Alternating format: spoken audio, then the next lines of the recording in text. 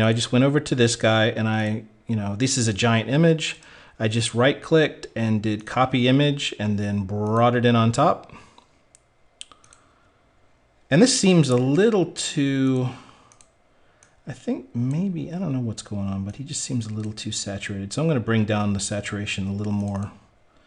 I click on that. Looks a little better to me. Okay. So let's take, I copied that cracked ground thing and I'm just going to hit Control V. There we go. And I'm going to put it on top of his face. And one thing that you're going to see, and this is something that I didn't even plan on when I was first doing this, is I'm going to overlay this onto his face. But all these little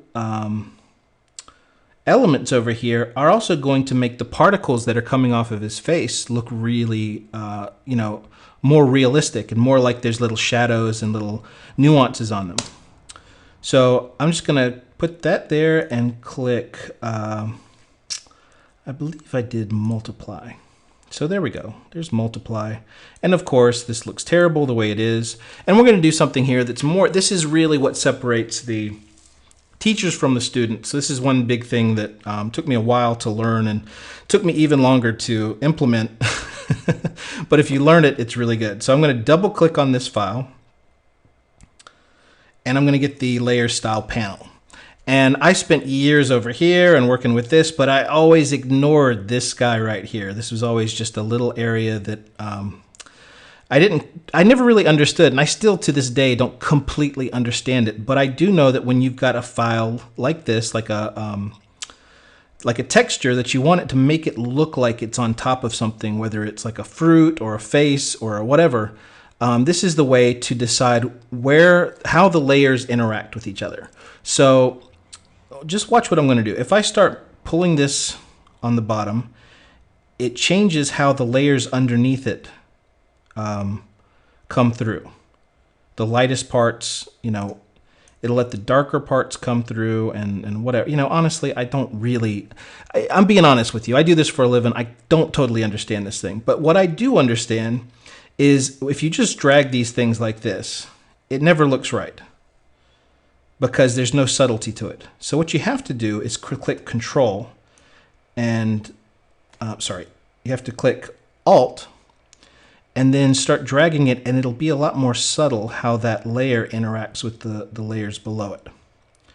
Okay, so I'm going to click on the bottom here.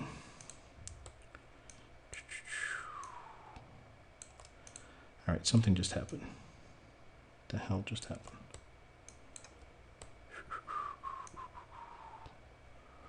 Okay, that's not good.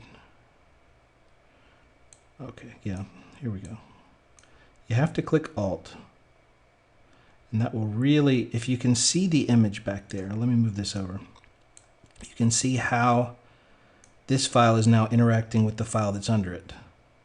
It's really starting to look like it's part of it because it's the way that the files are blending. Now you can try the black here.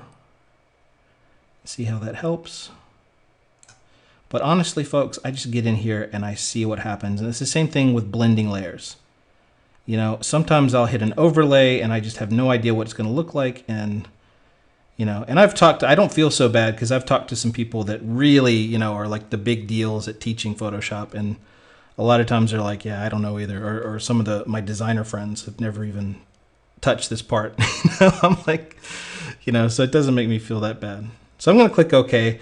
Just look here and you can see kind of what I did. I'm just seeing how this layer interacts.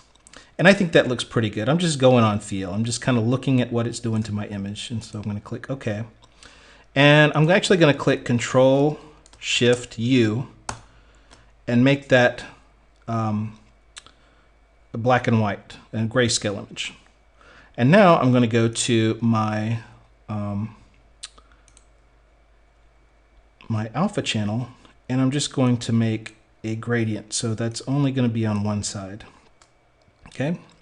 So then I can go, just so it looks like it actually fits here a little bit better, I'm going to go with my black, and I'm just going to paint out some of these effects. Just kind of paint them out. Just try to make them look like they're part of this image. And you can go through and you can make them, you know, you can puff them out, you can do all kinds of effects and everything, but I just wanted to have something on here that made it look like the guy's face was kind of cracking or whatever. And you can see that the black here is not coming through as well. So I'm going to go back through here to this, the layer, and I'm going to click Alt, click on the black here, and I'm going to try to get more black coming through. I think it might be here that's causing that problem, or here. But something is causing the blacks not. There we go. Okay, so there we go. All right, and I'm just going to draw black in here. Again, we're doing flow. I can bring down the flow a little more, so it just doesn't look like you're using a brush. Okay, that's pretty good. Okay, now another thing I was doing while I was looking at this, I was like, for whatever reason, I just wanted to have like a slight